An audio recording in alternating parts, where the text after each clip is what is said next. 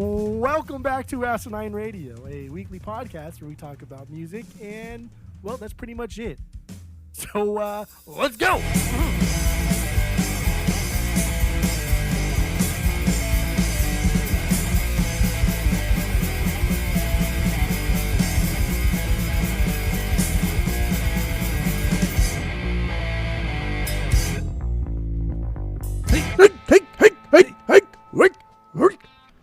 This is Asinine Radio.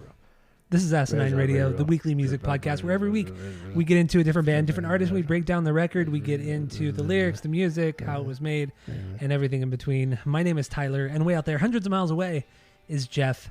While you're listening, go to Spotify, Apple Podcasts, give us 5 stars. Please go do that. Follow us on social media at Asinine Radio. Now that I have the boring intro out of the way, what are we doing today, Jeff? Go. Billy Talent. Billy Talent. Their first record, or the first record is Billy Talent. Let's just say that. This record. I mean, the reason why. So we're in Canada. We're rounding out Canada season. This is the last thing we're doing for Canada season, and I'm happy about it. I'm happy about it. We were originally going to do Nickelback. That's what we planned on doing. But as we got through a few Nickelback records, we thought it's just who cares? Who cares at this point? Nothing terrible, too terrible. Nothing great. And a lot of people have actually been requesting for us to do Billy Talent on the pod, and we thought, why not? They're Canadian. Let's get into it. And it's been fine, right? We listened to all their records. It was fine.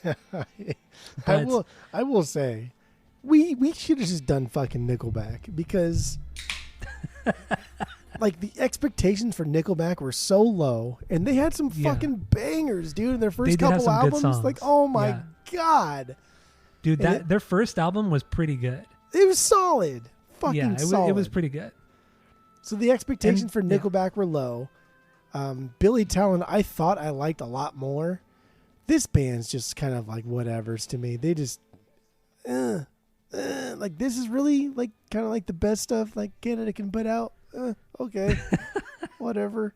I feel like, okay, so this is the first season that we've done where we've had like almost like a lukewarm reaction to everything that we've done. Even with Rush, there was kind of a lukewarm reaction to Moving Pictures, to the rankings. I mean, obviously Rush have some amazing fucking records, but it was still, expectations were high. Expectations were high for Sum 41. And generally, I think we were kind of disappointed. Well, not disappointed, but just not, it wasn't as great, I feel like, as we remembered. Dead Man last week, that was just a weird episode all around. I don't know. Canada season has really fucked us up, honestly. Yeah, Canada season's been tough. There's just, maybe just Canada's not that great. I don't know. It's been tough, but it hasn't. It's just been very kind of like, very Canadian, very, very kind of laid back. Yeah. Just nothing too exciting, nothing bad, just very run of the mill. I mean, I guess I don't want to offend Canadians out there, but you know, I will. Canada season's been very C+, B-. It has. Not showing off, not falling behind. You know what I mean? Just that C's get degrees, and that's fine. That's okay. But this is what happens. You put out artists that are. Billy Talent's not great ever. Billy Talent's not great ever. Sum 41 was great. Sum 41 has great things. Rush has great things. Neil Young, amazing. Neil Young is the best thing to come out of Canada. Correct. Absolutely. But like Billy Talent, honestly, I would have rather done Nickelback. This is regretful me here on the pod. I would have rather done Nickelback. 'Cause at least Nickelback, it's a lot easier to talk shit in a band, and it's a lot easier to like praise a band. But Billy Talent's one of those things is just kind of in the fucking middle. Yeah. What do we have to say about this? Everything's okay. Talking about riding the fence, man. It's just, because at least with the Foo Fighters, like with Foo Fighters, they're so vanilla that you can just talk shit on them. Like, it's easy to talk shit on them, especially too because they're so fucking popular. But Billy Talent has never reached that height of Foo Fighters. They just popularity wise, musically, creatively, they're just down the middle. At best. Because even the Foo Fighters, dude, like even when the Foo Fighters are writing generic pop songs, right? like at least there's still good pop songs. When Billy Talent tries to write good pop songs, they're just kind of like, that's really not a good pop song, dude. But it's also not fair because these aren't bad songs on this record. Okay, so let's step back a little bit, relax a little bit. Reel it in. Let's get into our origin story of Billy Talent, and then we'll get into our first impressions of this record, and then we'll talk about the songs, the stinkers, if we got them, all that good stuff. So, yeah, what's your origin story with the Billy Talents? Go. My true origin story is This Is How It Goes. I don't remember where I heard it, how I heard it. I remember I liked that song because it was so fucking dumb, so weird. I think I tried to download it on Kazaa at some point, or I downloaded something else, and this is what I got. But I like that song, and I had never heard any of the other songs until way, way later, like decades later. And then Billy Talent 2 came out, and I love that album. That was high school era. Ryan, friend of the pod, Ryan fucking loved it, and that was just like a thing that we liked, and it was a good album. I thought it was a good album. Yeah, the second album. The second album came out in 2006. We were already done with high school. But that's high school era. 2006 is, come on, that's high school era, bro. We had just graduated high school. That's high school era. Okay. Until you turn 21, that's high school era. That's high school era stuffs. And it was a part of like, it was something that you could relate, something for our group could relate to our non-music friends. Like, oh, you like this album? I also like this album. Let's put it on all the time. Because like with you and I, we could put on fucking like anything, and it's like we'll find some common ground there. But like with our friends that didn't like music as much as we did, we had to kind of, I don't want to say pretend to like, we had to force feed ourselves Billy Talent and AC/DCs and some of these other groups, you know what I mean? To find that common ground when we're driving around aimlessly at night. So Billy Talent 2 hit way harder.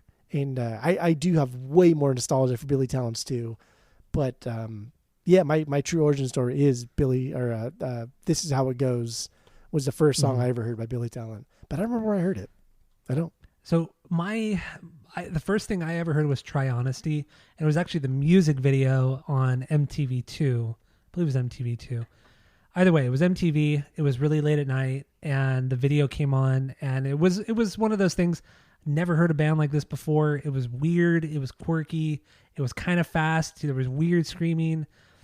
It kind of hit everything that I liked, but nothing really blew me away.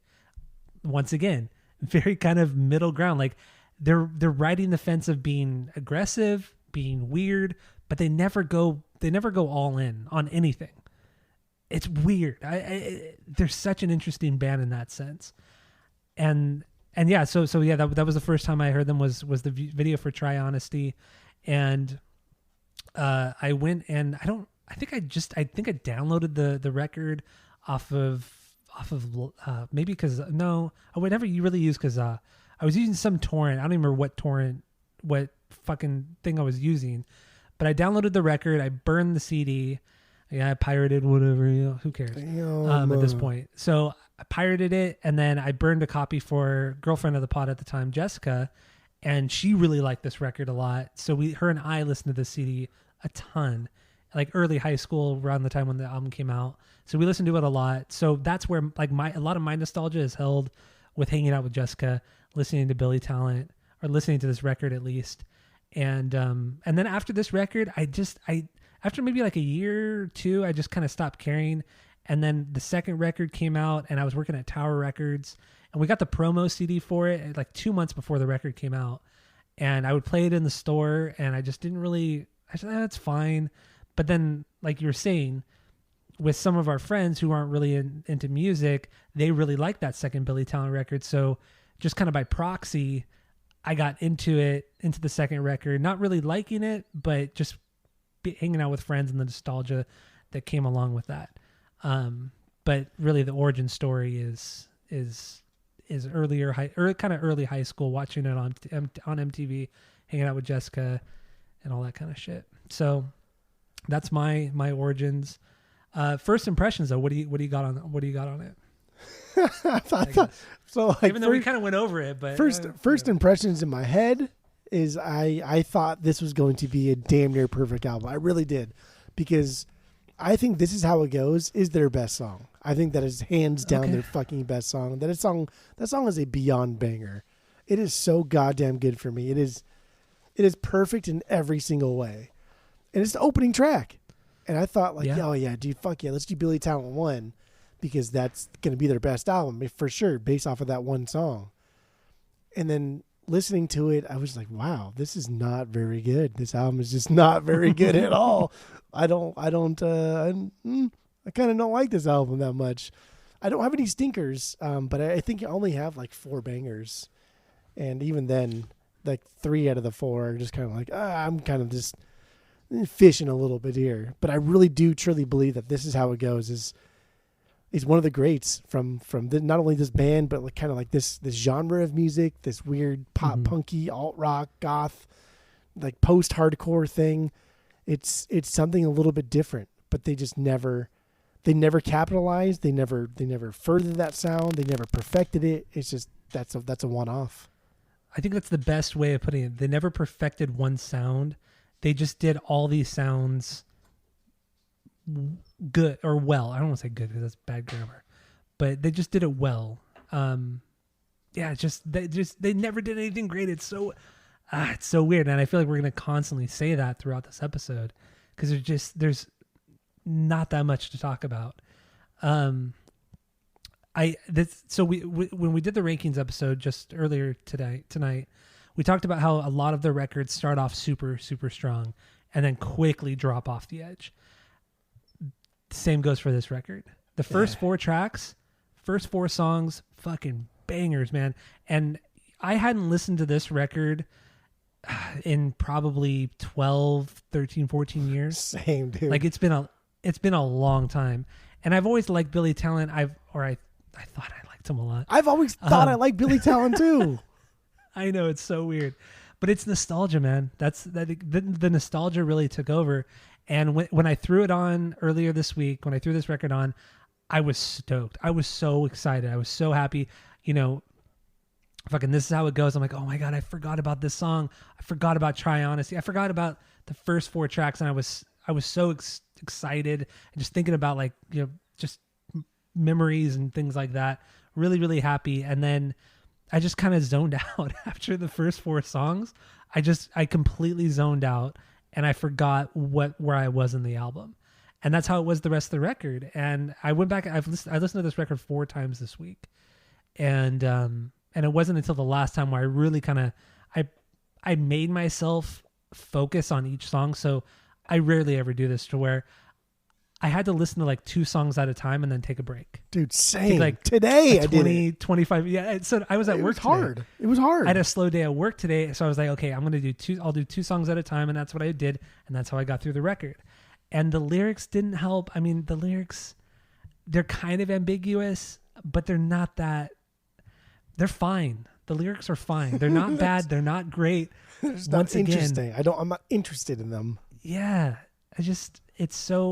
I hate talking shit on the band because they're not bad, but they're not super exciting. They're unique. They're definitely unique. They have the uniqueness in them. It's just never translated well outside of a few songs. Exactly. They never executed it really well. And you know what's crazy too? I like the guitars a lot. The guitar player, I forgot his name right now, but Ian, he's actually a really good guitar player. He has it's a weird name, but he has some really cool guitar parts. And, I kind of watch like some of the breakdowns of him playing guitar or playing some of these riffs. I'm like, dude, that's some pretty cool, like chord progressions. Like he does some interesting stuff but when he does play, he doesn't play the parts long enough to really catch your attention. It's weird. Did you pick up on that? Like he would do a really cool riff, but only do it for a very, very short amount of time and maybe do it once or twice more throughout the rest of the song. Otherwise you're just getting like a kind of generic kind of chugging or generic kind of guitar line. The more exciting riffs he never expanded on. He never played them longer. The way he played guitar, I could compare it to Noodles from The Offspring.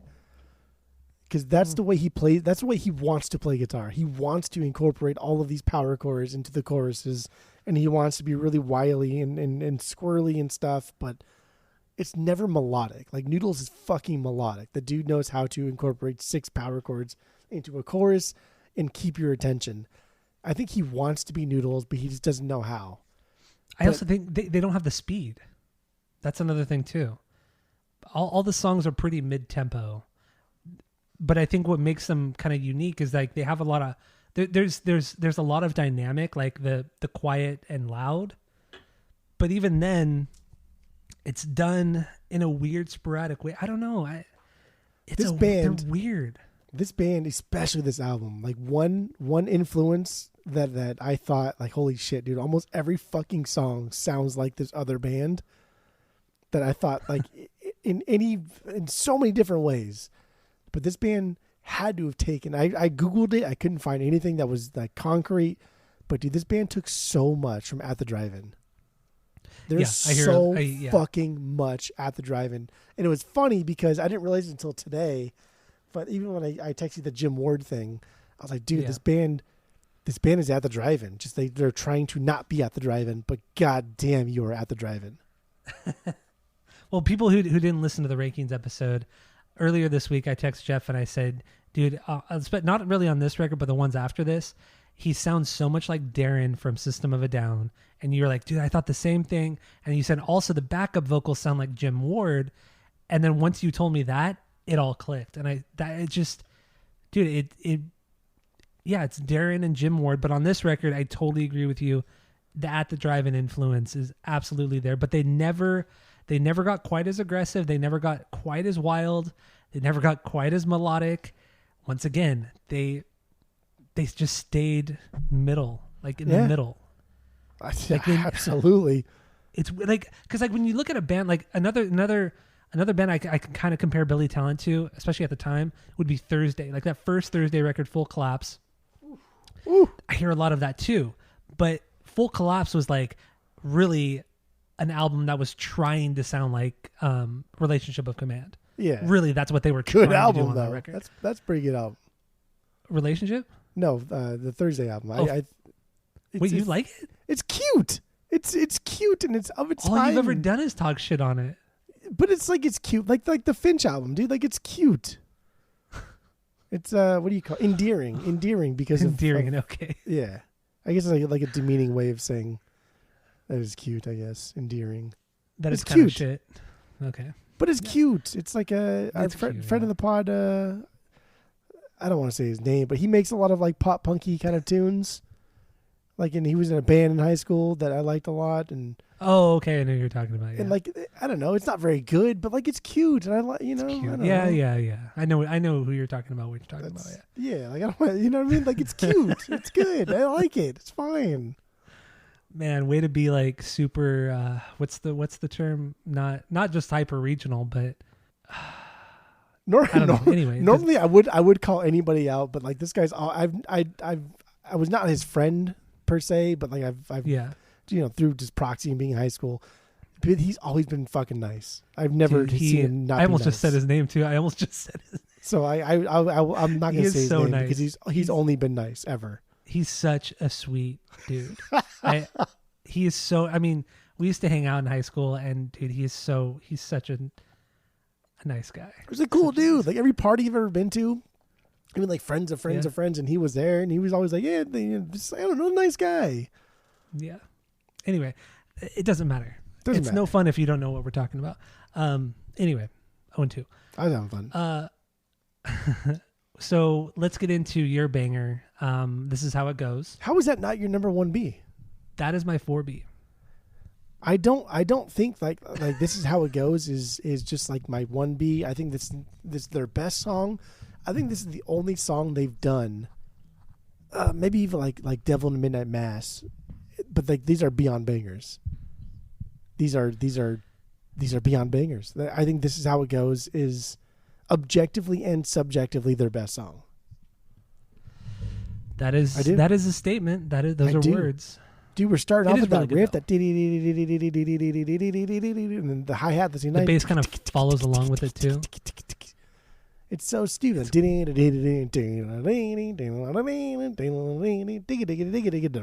Like it's Noodles guitar riffs It's fucking post-hardcore stuff. Kids like trying to like be cool. This is not quite At the Drive-In sounding yet, but we'll get into that in Living in the Shadows because that's straight up fucking At the Drive-In sounding song. But dude, this is how it goes. This is his most wild vocals that we've seen in Billy Talent, not Pez Watouche, but like in Billy Talent, this is his wildest vocal performance. No, you're right. And I mean, the verses though are very robotic. It has that kind of robotic, almost like Devo kind of delivery. I mean, he doesn't sound like Mark Mothersbaugh, but the delivery is there for sure. But then it drops into that pretty aggressive chorus that is very reminiscent of At the Drive-In with the screaming over that riff, because that riff is really cool too. Not the opening riff, but the big heavier riff in the later part of the intro, like heavy, like on the E, and then they go into the high E. Once again, so that's the big thing that I noticed this week about this record is that he loved to do the low and the high, or the quiet and loud. He loved the dynamics, the complete opposites of one another, and he did it a lot on this record. And he actually did it well, but he just didn't do it, like I said, he didn't do it long enough to really kind of keep your attention. You know what I mean? He did do it well. He was essentially playing he was playing two guitar parts. He was overshadowing like the bass lines with his lower end guitar, and then immediately going up and hitting those high notes. And like the bridge in this, the someone screw my head, that part, and then like the high guitar parts. I don't know. It's cool. I like his tone. Just like that too. I think like the biggest problem for me for this album too is like the production. I think the production sounds kind of like shit. I think really. I don't think it's that dynamic. I think it's very flat. I think everything sounds just kind of like. I don't think nothing punches. Nothing really comes out and jumps out at me and says, "Here we go. Here's a fucking drop," and then it drops. It's just like, "Here's a drop. You ready? Here we go." Okay. I think all like right. in like modern, like the last 10 years, this sounds fantastic. But I guess of the time, like late 90s, early 2000s, the production was a little weak because the transitions weren't great. But I also think the transitions weren't great because the playing wasn't that great. Not to say that Aaron's a bad drummer or anybody is bad in the band, because nobody's bad, but it's just the songs aren't quite there. Well, they're all. I also think they're all trying to do something different. I think like Ben, the singer, he's fucking dude. He's so wild. He's so unique. Yeah, and I think his vocals. Like I think his vocals are wasted in this band. Like man, that sucks, dude. Like the way you sing on "This Is How It Goes," that my heart explodes, and like, dude, nobody can pull off that high part.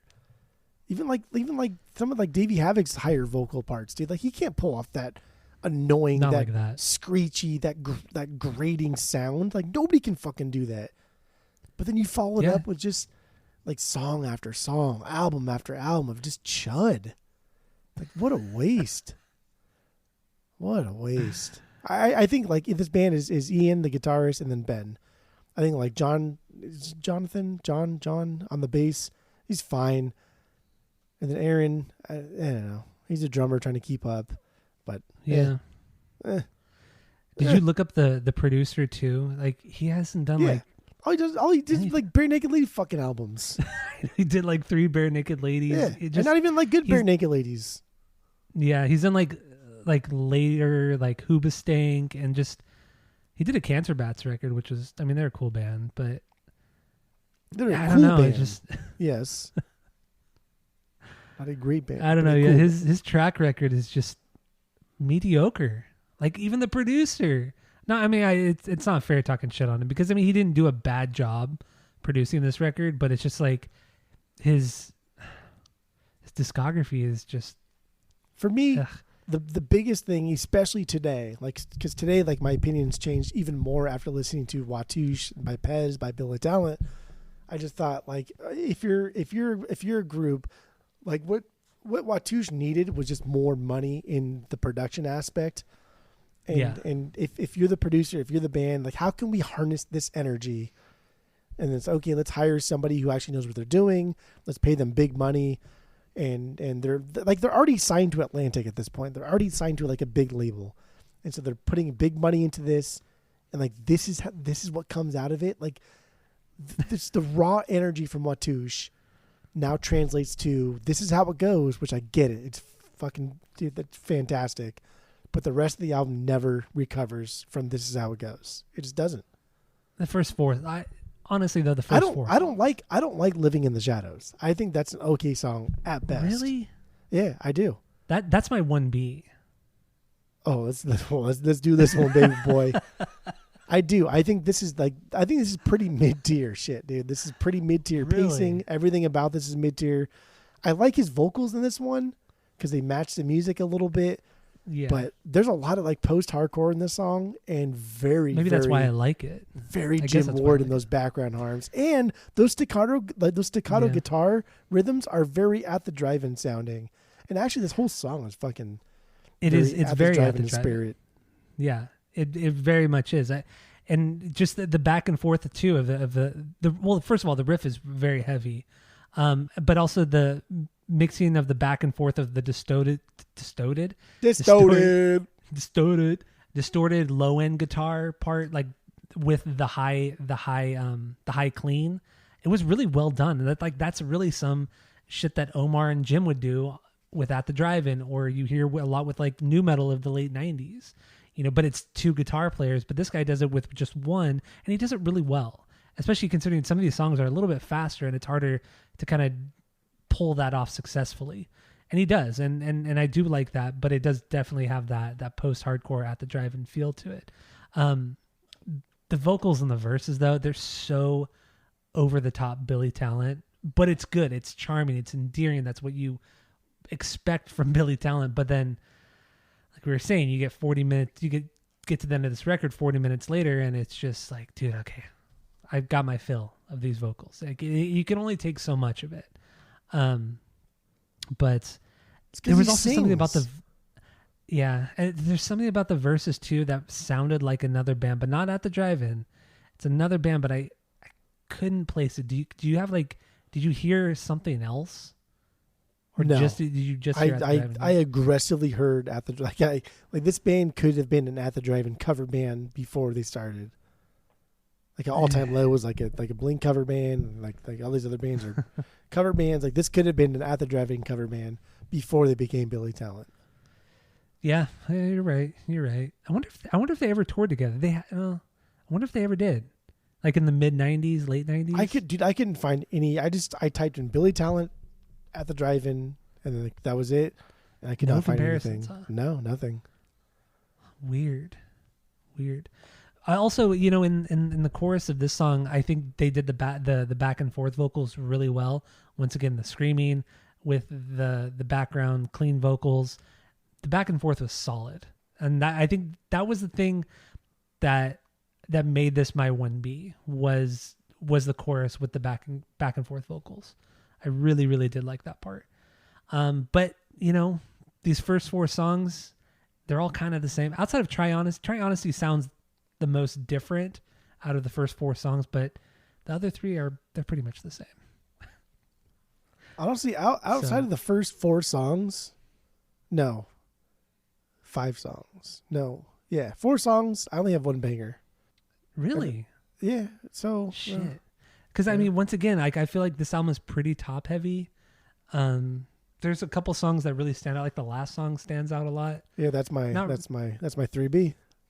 Those are your 3B. I mean, it's a good song. But actually, I want to go back to the lyrics on This Is How It Goes, because I feel like these are the only lyrics that. Not the only lyrics, but this song specifically is like that is the only one we absolutely have to touch upon. Yeah.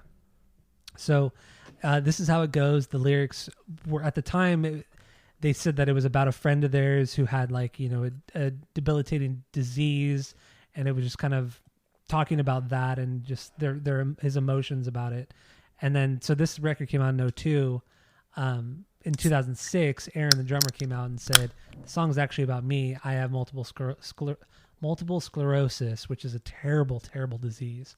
And he's been struggling with it since the late 90s. And even to this day, he actually had to retire from the band. Not retire, but go on hiatus from the band in 2016. He's had a drummer come in, but he's still part of the band. He's still in the photo Yeah, shoots. it's so fucking dope, dude. Like he retired from the band, but at any point, anytime like he can come into the band and play or do a photo shoot or sign, they have him there. Yeah, it's like, did you watch those little videos on Spotify? I didn't know Spotify play videos. Yeah, so if you scroll down, you might have to switch that setting on. But when you listen to this record, if you scroll down a little bit on the song, whatever song you're listening to, it'll say, "Oh, here's the 20th anniversary of the record. Here's the band talking about the album a little bit." And yeah, he's in Aaron, the drummer. He's there in the video with the other three guys, but you can see his legs are a little like contorted and shit because he's obviously suffering from it. But like he talks about the album, and it's cool that since 2016, there's still 5, 6, 7 years later that he's still a part of the band. And I think it's so cool too that it's been the same guys since they formed in like 92 or 93. Yeah. And there's it's like Rammstein. They've never switched out members. They've always, I don't know how Billy Talent is, but Rammstein have always said, like, if one of us is not in the band's not going to they're not going to make music. We're not going to tour. That's always been their stance since the early 90s, and they've stuck to it. And I feel like Billy Talent have as well. And it's so rad. I'm on Spotify now. I don't see like the video thing. Maybe. Well, sometimes do you have the setting on where when you play some songs by certain bands, it'll play like a looped video for like 5 seconds? No. Over and over again? Okay. There is a setting on your Spotify where you could turn that on, and that's what happened. That's what I have turned on, so you could look at like the little special features and shit. Interesting. Mm-hmm. Yeah, I do think that's cool. I think it's cool that they incorporate him into the band, I guess, because he is part of the band and have not faltered. This may sound a little dark, but I think it's because the band doesn't really go anywhere anyway, right? If we're talking the Foo Fighters here, like when Taylor died, like how fast they replace him, type of thing. So, yeah, okay. Even the Foo Fighters, who gives a fucking shit about the Foo Fighters anyway? That band sucks. So, I don't know, man. I don't know, dude. Like, does Zeppelin replace Bonham? No. So, like, can you replace people? Like, of course you can. Like, everybody in this band is replaceable except for the singer. If the singer is not a part of this band, then this band does not exist, and even he is not that great in this band. I think he's iconic and useful, but I just don't think this band utilizes his talents to their Billy Talent to their full potential. His Billy Talents too. That's got to be a thing. Utilizing your Billy Talents to their full potentials. But that's cute. And and then like this is how it goes. They go circling back here. Unless it was like pertinent that you talk about whatever you wanted to say real quick. No, I was just going to talk about the band name, but no, continue your thought and then we'll talk about the band name. So yeah, like circling back to this is how it goes. This is this song is. I think that's amazing, dude. Like Ben was so passionate about like, man, this sucks. My friend like has his like possibly like debilitating disease that will fuck you up at some point, and like I've seen it because one of my family members who I don't even fucking like anyway. Not that it makes a difference, I guess, but he had it, and it's just like, damn, that fucks you up, dude. You get fucked up. Hardcore fucked up. And that's cool that he was still able to write a song about the situation while not mentioning any names and still keeping it private due to like respect of like the drummer, right? Yeah. Like that's fucking cool, dude. And even like interviews, he's like, yeah, it was about like a friend of ours who had this, and years later he's like, yeah, it was about me. Like, damn, dude, that's respect right there. That's mad respect. That's just like keep that a secret. Fuck yeah. That's just like solid friendships. That's what it is. That's just being a good dude right there. Yeah. Absolutely. Raise your glass to a good dude. That's a good dude. and reading about the band too, like, man, there's nothing written about this band. Like, not only is their music pretty vanilla or just kind of good, just there's no like crazy party stories. There's no outside of the MS, which is like a huge tragedy. Yeah, it's terrible. But I mean, and I tried looking for stuff about this band too, but they're just a band. That's all they are. And even like when you read their Wikipedia, it's all fluff. Like 80% of their Wikipedia is fluff. Yeah. And that's why I just wanted to search more outside of that, because I got nothing. I got nothing from anything, from any source. It was just, they're just there. I've never experienced a band like that is just so, just, I don't know. Fuck, I don't know, man. There was this cool story of Ben, the singer, and he met Eddie Vedder at some point, like backstage, and he was just fanboying over him, and Eddie Vedder was just kind of like laughing and giggling and like, who are you, dude? Like, why are you like aren't you on tour right now and headlining shows? And so like that was kind of like cute to see, even like a grown man, because like he would do the same fucking thing, right? No matter how successful he would be, like he put us in a room with Tom DeLonge and Mark, like we're gonna giggle and make fucking dick jokes and be stupid. Who cares? You know what I mean? So it was cool. It was cool to like watch or read that article and see like Eddie Vedder make fun of Ben from Billy Talent for fanboying over Eddie Vedder. And that was cute. Yeah, that's cool. I mean, I do like how modest they are too. Like I don't want to talk shit on the band, but they all just seem like really nice. I watched some interviews. They seem so nice, so down to earth, so appreciative of everything. That's the Canadian, no? And when you watch them like talk to each other, for a band that's been around for 30 years, fuck, that's crazy to think about. They've been around for 30 years. Long. They all seem like they still like each other. They all like laugh and they look at each other when they talk to each other. They're not like talking just to the interviewer or the camera. They're looking at each other and like having a conversation with each other. It was like, you don't see that from bands, especially bands who've been around for that long. You know, we talk about like a band like Deep Purple who put out 14 records in 10 years, but they fucking hated each other. But this band's been around for 30 years and they still act like they're best friends, or they probably are best friends. You know, it's just, they're so nice. Fucking Canadians, man. Fucking Canadians, dude. I was just going to say fucking Canadians.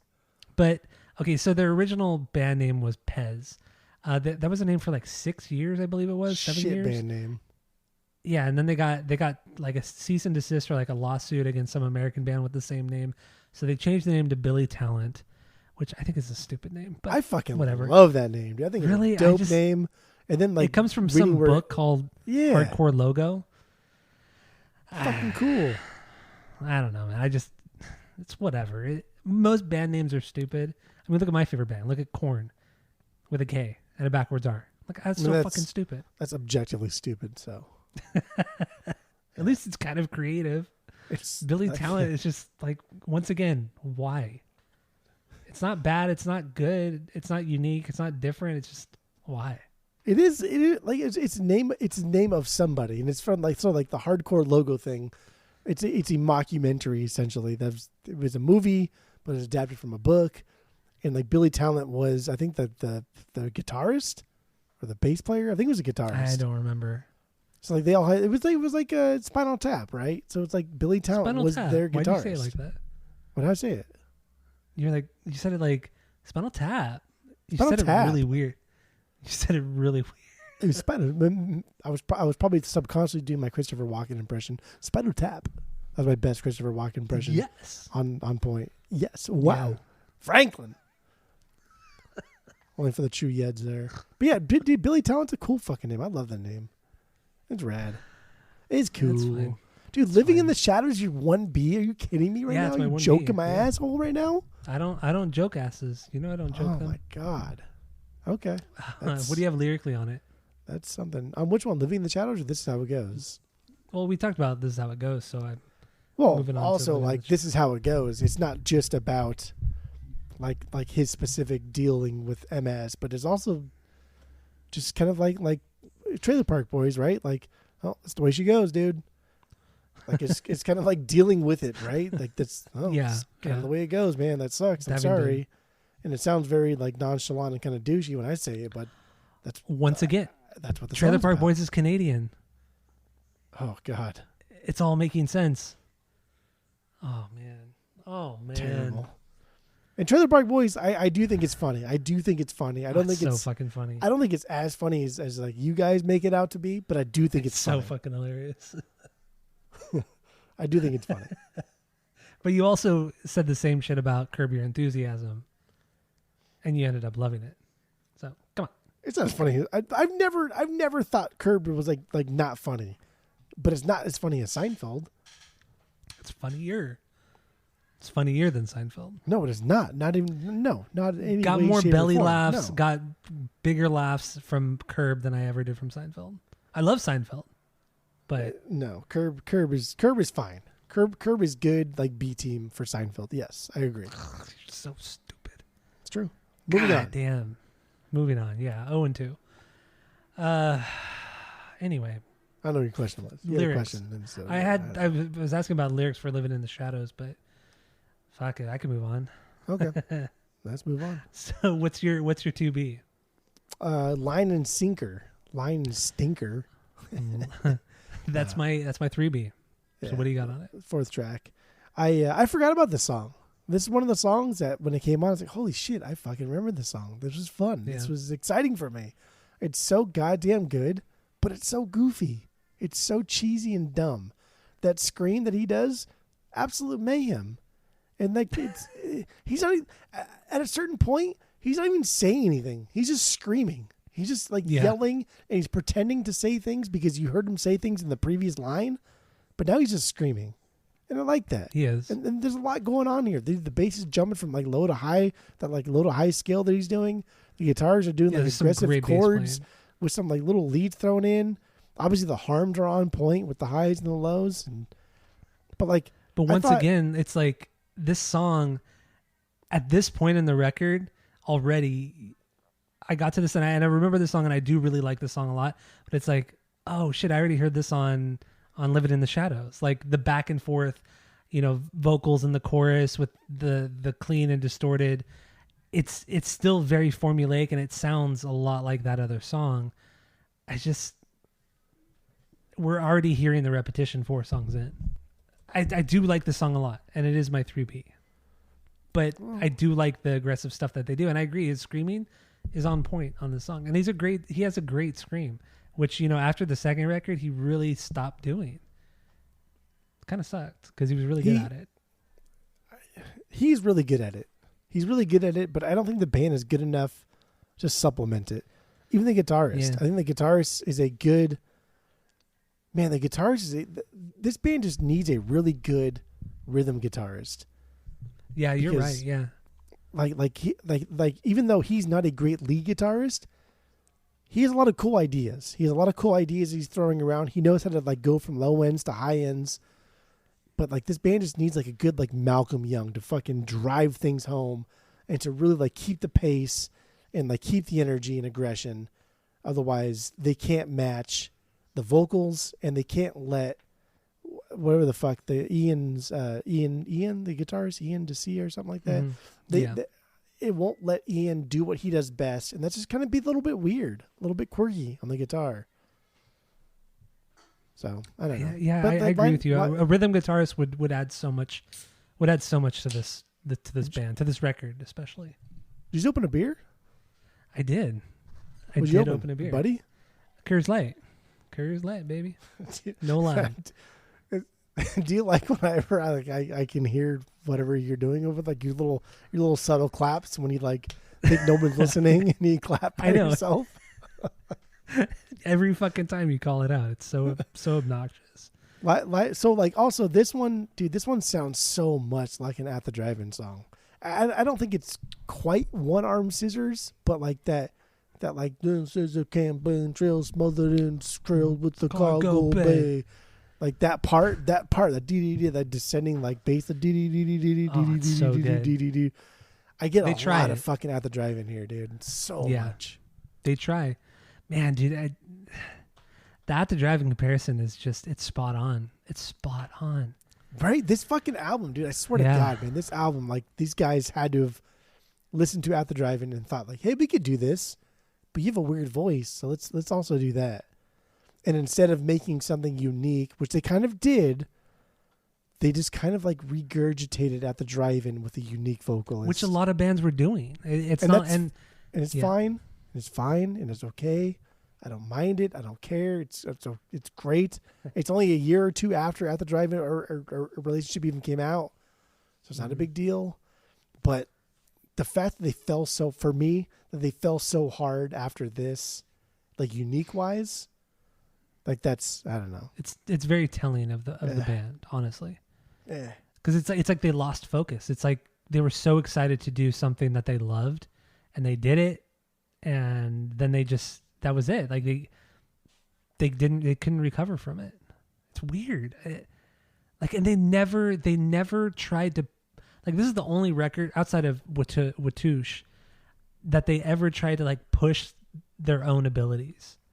After this record, there are glimpses of it, but it's just straightforward run of the mill. And their records aren't the shortest records. Most of them are at least what the fuck, at least man? 40 minutes to almost an hour. These should be 25, 30-minute records. Yeah. Like, there's if no you cut reason out for it. You could cut out like 4 of these songs, 4 of these songs, and make it like a tight 28, 30 minutes. It would have been way better. Way, way better. But so whatever. What are you going to do? I have 4 bangers.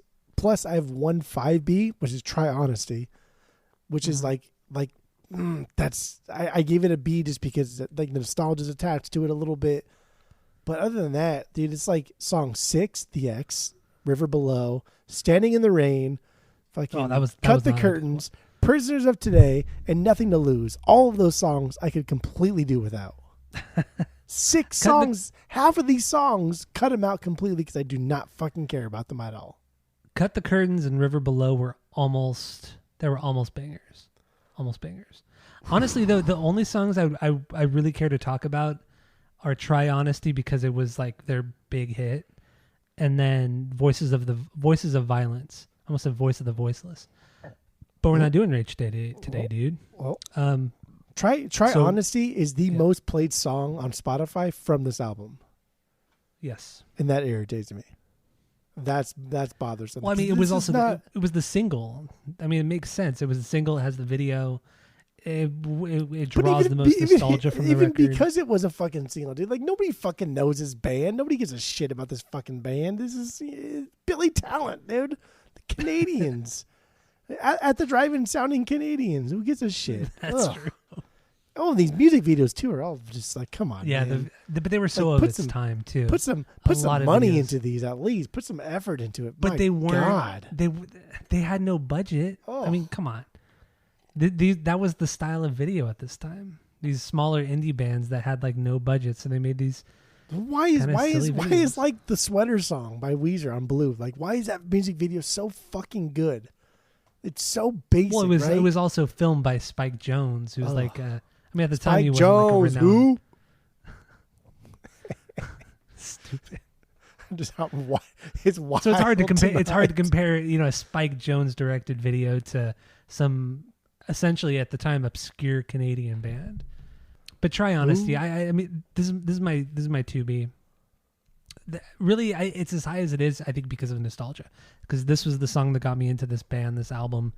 I did listen to this album a ton this song a ton, and the chorus is it's a catchy song. It's a really, really catchy song, but I feel like we're kind of like splitting hairs here, man. I think we're really, really repeating ourselves because we've already done it a lot. Honestly, I like every one of these songs, my notes turn into how can I compare this to At the Drive-In, and this one specifically. This one's very At the Drive-In. It starts off like typical, right, of this era, cleaner guitar tones that like drop into like a more like post-hardcore rhythm, and like these guys do the harm thing really well because there's a big contrast in the vocal styles, but it's like it's anchored in predictability with a splash of uniqueness, and that comes from like Ben's vocal style. Damn, it's just did you come up with that yourself? Yeah. That was a good one, right? Anchored in predictability, but that's with a splash of uniqueness. Yeah. I'm telling you, dude. You didn't come up with it. Sometimes I got good ones. I do. Few and far between, but okay. When you do 1,000 of these, you're bound to have a couple good ones. Your batting average is pretty low, that's for sure. Pretty low. Yeah. My handicap is 100, so. No, that's not possible. Anyway, 0-2. It's what? I don't know. This is a dumb song. I don't care about it, to be honest. So, I mean, you could try Honesty. I don't know. Anyway. God. That was your a bad joke. right? That was your joke, really? That's what you want to fucking like lead with into the next part? Okay. All right. That's fine. Voice of the Voiceless by Rage Against the Machine. Oh, God. The last song. The last song here. What do we have here? What do you got on this? Or do you want to talk about this one? I don't know. We can just real quick because I just don't. I'll get into my wrap up after this. Actually, you talk about this. I'll talk about this, which will lead to a rant, which will lead to my wrap up, which will lead to me. Yeah.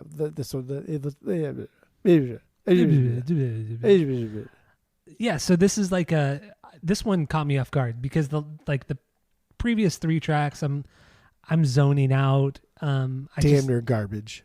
Near garbage. And then this one comes up, and I thought, okay, I almost was like, I'm not gonna really have any notes for this one.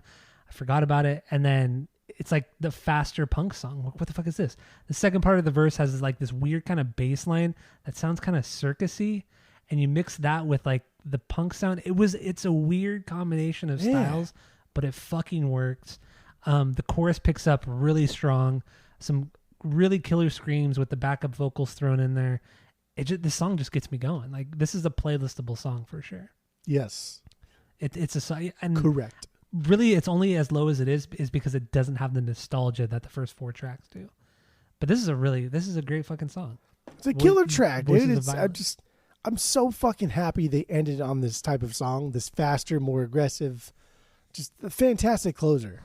And then they get to that part, like where the guitars, like we were talking about, like the guitars and the bass, they're like riffing off each other, and each going off on like on the offbeat. So like Jimmy Eat World had like the ding ding ding ding ding ding ding, and then the bass hitting that low end, the guitars hitting the high end. This is the first time and kind of only time we've ever seen the guitar and the bass play off each other like that. Yeah. It's always like the guitar, he's playing the rhythm part and the lead part as himself. Right, earlier on in the album we talked about that. But like this is the first time we've actually heard the bass play the doodle loop and then doodle loop doodle loop doodle loop. And that's cool. I like that. That's tight. I don't know. That's cool.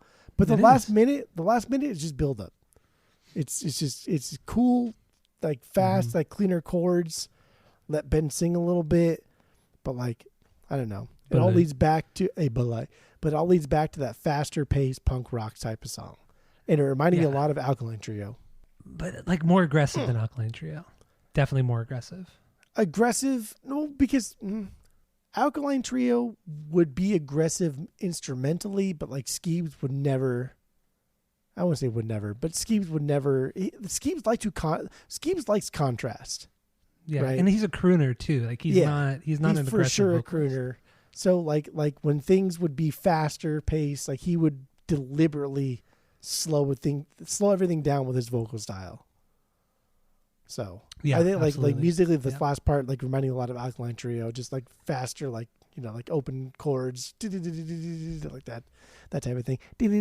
That's a chord right there. That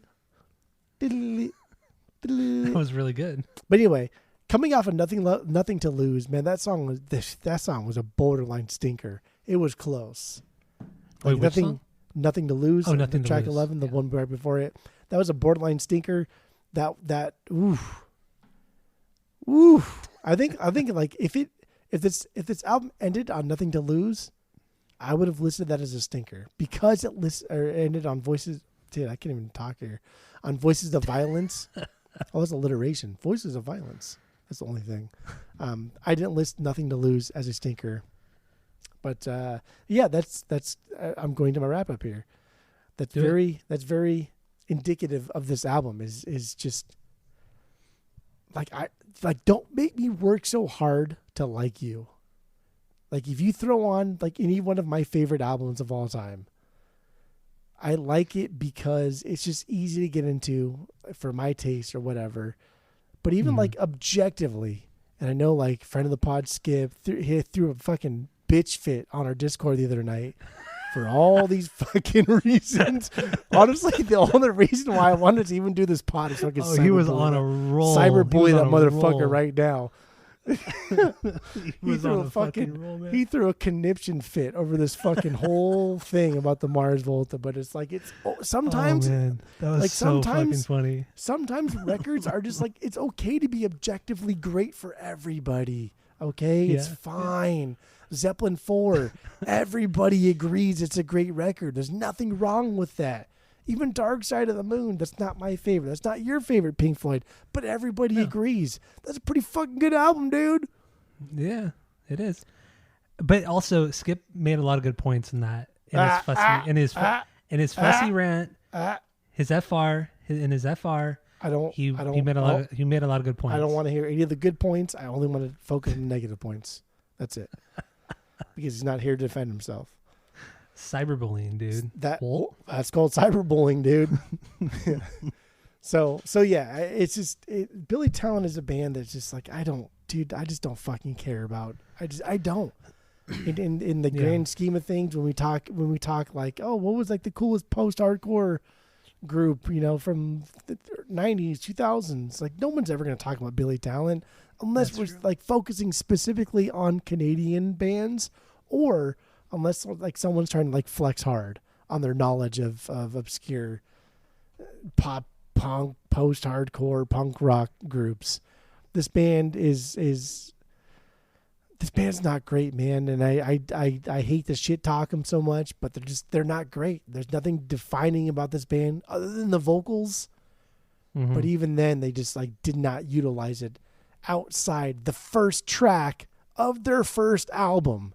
This Is How It Goes is the only time for Billy Talent, because even like Watouche, the Pez era, they utilized him way more. But This Is How It Goes, I truly believe, is the only time they utilized Ben's vocals to their extent, and like could have possibly been a very unique, rare, iconic band of this era. And they've done well. They sold records and they go on tour, and and that's great. That's awesome. Yeah. But for me, like, nah, dime a dozen here. Dime a dozen. So, like, what do I give this album? Is that where we also go to that point?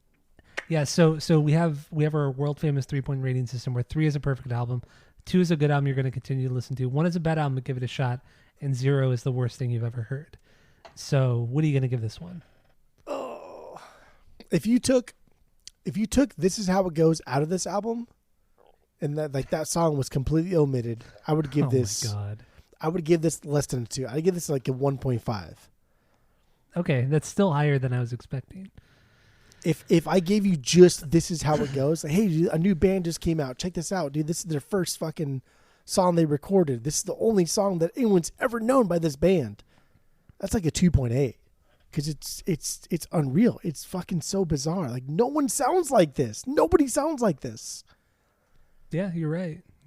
But it's unique. But the album just doesn't. The album just doesn't. It doesn't catch up. I think this is a solid 2. I think Billy Talent's debut, self-titled first album, I think it's a 2. No more, no less.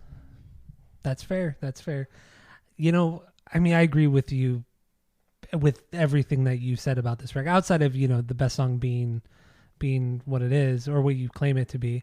But otherwise, no, I agree with you. This is, when you think of a post-hardcore record, you're not going to ever go to Billy Talent. You're going to go to At the Drive-In, Refused, Fugazi. Forget about it. You're going to go to shit like that. Fucking even Boxcar Racer, at this point, absolutely, around the same time. I'd rather go to Boxcar, and not just because of Tom, but just because it's a better fucking record album. Than this.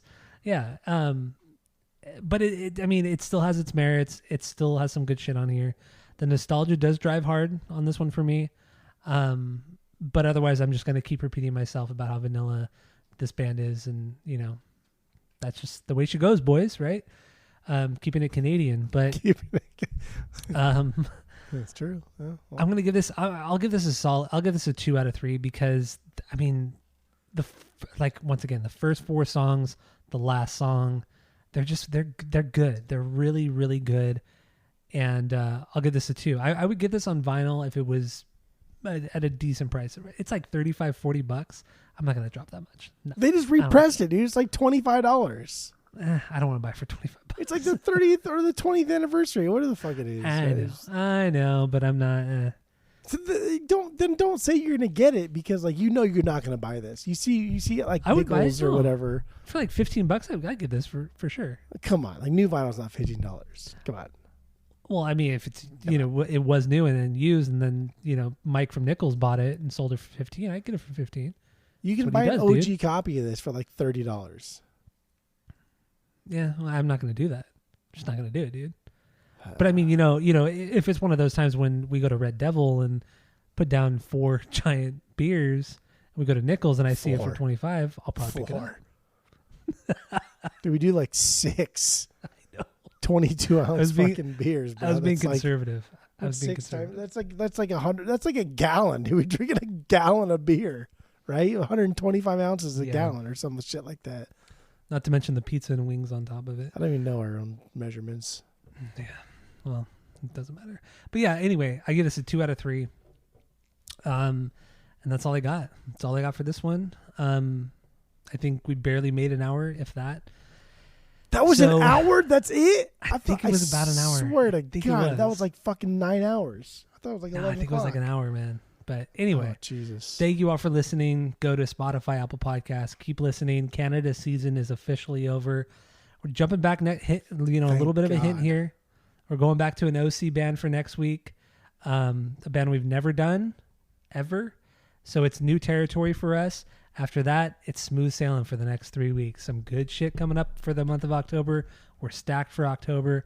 We're both very excited. Yeah, we're done. Don't send us your stupid fucking requests because we're not going to do it. Even though next week is a request. That's it, though. That's it. Yeah. We're done till like fucking Christmas. Yeah. We're just after next week, it's going to be everything that we love and we want to do because fuck Billy Talent.